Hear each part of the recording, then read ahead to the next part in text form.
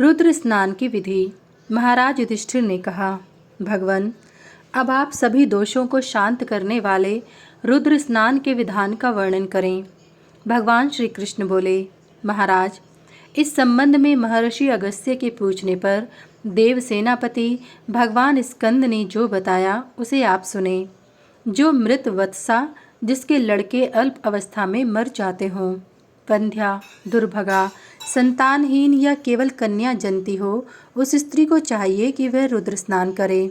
अष्टमी, चतुर्दशी अथवा रविवार के दिन नदी के तट पर या महानदियों के संगम में, शिवालय में, गोष्ठ में अथवा अपने घर में सुयोग्य ब्राह्मण द्वारा स्नान विधि का परिज्ञान कर स्नान करें।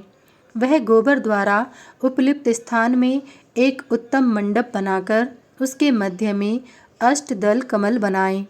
उसके मध्य में कर्णिका के ऊपर भगवान महादेव की, उनके वाम तथा दक्षिण भाग में क्रमश पार्वती एवं विनायक की और कमल के अष्टदलों में इंद्रादि दिक्पालों की स्थापना करें। तदंतर गंध आदि उपचारों से उनकी पूजा करें। मंडप के चारों कोणों में कलश स्थापित करें। चारों दिशाओं में भूत बलि भी दें।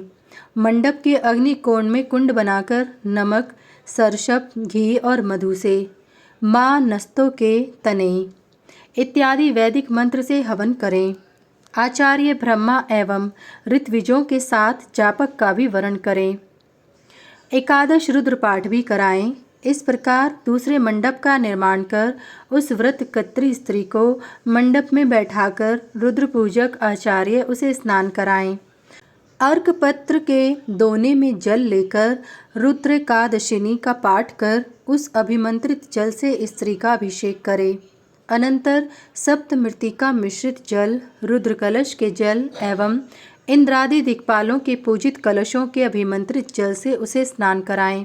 इस प्रकार रुद्र स्नान विधि पूर्ण हो जाने पर स्वर्णमयी धेनु, प्रत्यक्ष धेनु तथा अन्य सामग्री आचार्य को दान करें और ब्राह्मणों को भोजन कराकर वस्त्र दक्षिणा देकर क्षमा याचना करें। जो स्त्री इस विधि से स्नान करती है वह सौभाग्य सुख प्राप्त करती है और पुत्रवती होती है। उसके शरीर में रहने वाले सभी दोष ब्राह्मणों की आज्ञा से रुद्र स्नान करने से दूर हो जाते हैं। पुत्र, लक्ष्मी तथा सुख की इच्छा करने वाली नारी को यह व्रत अवश्य करना चाहिए। इससे वह जीवित वत्सा हो जाती है।